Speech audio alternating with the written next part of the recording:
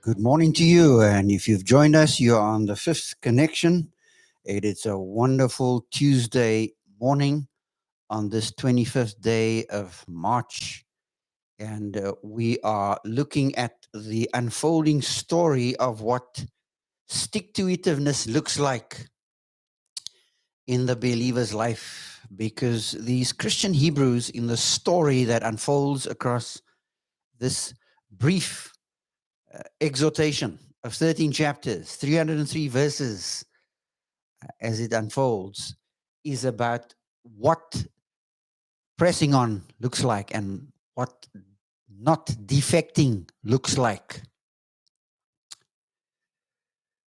South Africa had leper colonies in at least two different places within a history. And as the story is told, the one was a lesser known place and the one was a more familiar place. The first one was Hemel op Aarde of Hemel en Aarde. And it's not too far away from where we live in Gordons Bay. It's actually just across the mountain on the other side. Very lush, very green area, but it was called Hemel en Aarde. In English, it would be heaven and earth, this place between heaven and earth, where lepers were sent. And then the second place is a more familiar one, because our political history has a lot of its roots in that place. It's called Robben Island, an island just off of the coast of the Western Cape, the Cape Peninsula in particular. But the first place, Hemel en Aarde, is located in a remote valley, and between 1817 and 1846, the valley was known for its isolation. The first report of leprosy in South Africa was in a district called Stellenbosch, around about 1756. And this area was chosen by Charles Somerset, another place not too far from where we live, probably less than a 5-minute drive. Somerset West. Charles Somerset confined lepers to that colony. Of course, with Robben Island, it was established in 1846 as a leper colony, and it became a symbol of political imprisonment, with our late President Nelson Mandela spending about 18 of his 27 years imprisoned there. Well, when we look at Hebrews chapter 9, we're looking at verse 23 to verse 27. We are looking at what the purge was all about. The whole chapter goes under a singular title that I've given it, Purge, and we are now in Purge number 6 of the episodes. And you need to keep the flow of the story before your gaze, because decontamination was what these leper colonies were all about.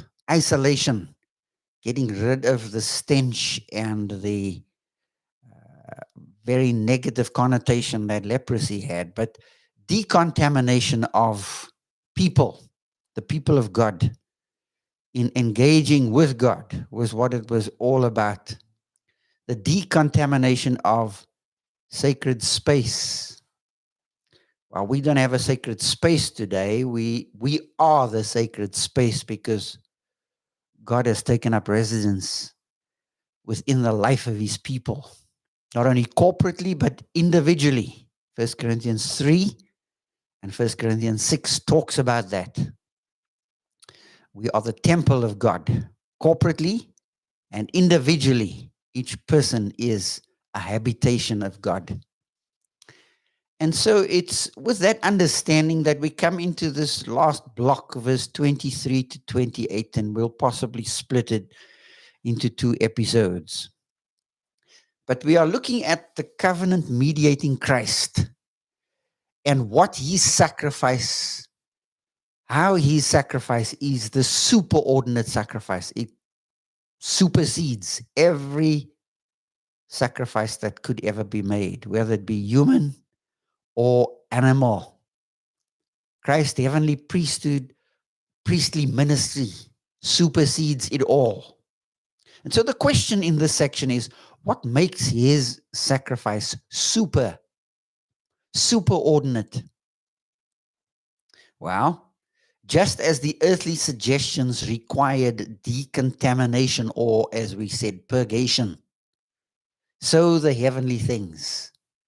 But now through the greatest sacrifice of Christ himself, who entered the heavenly space, the heavenly place with this definitive, sufficient, perfect sacrifice, he will not come as a final judge, but a savior for those who eagerly wait for him. Because you need to remember that the writer is showing the superiority, the superordinacy of Christ. He's better than Torah. He's better than Moses. He's better than angels. He's better than the old covenant law, the cultus of the old, because he himself personifies the new and the fresh and the living. And so let's look at the first idea in verse 23, that his superordinate sacrifice is a special one. It's a special sacrifice. Verse 23.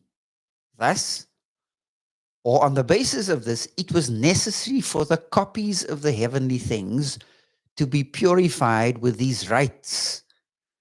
Because the tabernacle, you see, was a picture of the heavenly sanctuary, but this time on the earth.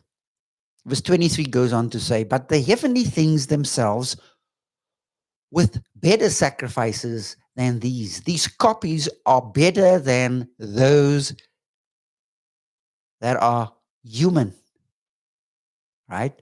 Those were copies, but this is the real thing. That's what the writer is suggesting here in verse number 23. The earthly is a suggestion of the heavenly. But you see, the earthly was purged with the blood of animals, of bulls or calves and goats. But the heavenly required a better sacrifice, a special one. And Jesus is the one that brings transcendence into coincidence with immanence. The two meet, transcendence and immanence, not collides, but they meet at the cross. As the hymn writer says, at the cross where I first saw the light. Oh, that we would see the light, that heaven does have a tangent with earth, and earth has a tangent with heaven. They touch each other at Calvary, at a place where someone, in terms of his personal, voluntary sacrifice, gave us a bargaining chip with the future. That's why we are called upon to take up our cross, because in that, men and women, in that cross-bearing process in our life, which moves from order, disorder to reorder, it's fractal. Our lives are made up of order that crashes into disorder, and out of that disorder comes the reorder. If we would but embrace the fractal Jesus, he is the one who can carry us from order through the disorder in our lives into reordering our lives and making us appreciate, not escape, but appreciate deeper capacity for endurance, which is a richer walk and a richer experience with him from day to day. Verse 23 is so potent. He's a special sacrifice. He meets all the qualifications. And then in verse number 24 to verse 26, it says, "For Christ has entered into holy places. He has not entered into holy places made with hands, which are copies, they are shadows of the true thing. They are the skia, as chapter 9 tells us, of the true things, but into heaven itself." He's the real thing, and he now appears in the presence of God on our behalf because he's the special sacrifice that meets the credentials, that has the credentials to do so. He's not only a special sacrifice, he is the settled sacrifice. No sacrifice needs to come after him. The writer explains that the heavenly things and Christ's better sacrifice, he is better as he enters the heavenly sanctuary on our behalf with an offering which was not for himself, but on behalf of others. And it was a sacrifice of himself, a personal, voluntary, sacrificial giving of himself, so that we could gain that bargaining chip with the future, so that when Christ comes back, he doesn't come back as judge for those who wait for him, but as savior of those who wait for him. Verse 24, he says, now he appears in the presence of God on our behalf, nor was it to offer himself repeatedly, time after time, as the high priest enters the holy places every year with blood not his own, but with the blood of animals. But verse 26, for then he would have had to suffer repeatedly since the foundation of the world. But what did Christ do? But as it is, he appeared once for all. Ephapax is the word. Ephapax. Word hapax, once. Ephapax, once for all. At the end of the ages, to put away sin by the sacrifice of himself. Oh, isn't that wonderful? Once for all time. He's the special sacrifice, but he's the settled sacrifice because he does it all, so that I do not have to face him as judge, but face him as savior. And so this morning, here's a question. What are you waiting for? If you are not eagerly waiting for him as savior, then he's going to come back for you as your judge, because you have not appropriated this special sacrifice made on your behalf, because the blood of bulls and goats could not atone, could not meet the qualifications, could not meet the expectations for what needed to be done. Your best efforts are but lepers' rags. They are lepers' cloths. That's the idea of the word in the book of Isaiah. Our works are as filthy rags in his sight. Lepers' cloths. A more costly picture would be menstrual cloths. But that's the idea. My best efforts can't cut it. That's why he had to cut a deal based upon giving his own life a ransom, so that no animal sacrifices need to continue.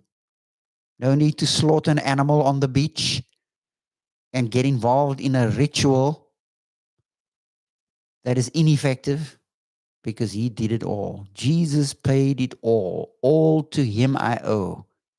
Sin has left a crimson stain. He washed it white as snow. And so as we stop there, what are you waiting for? Embrace him as your special and settled sacrifice for sin. You don't have to die without hope. You don't even have to live without hope. But the hope that he gives based upon his giving of his own life, gives you a new lease on life? Are you eagerly waiting around for him? Or are you just biding your time and reaching for the bench so that you could drop and could be put in a box and be put into the ground? Well, I've got a new lease on life this morning. I want to live life to the hilt. What are you living for? I trust that you would have a blessed day, a good day as you go with God.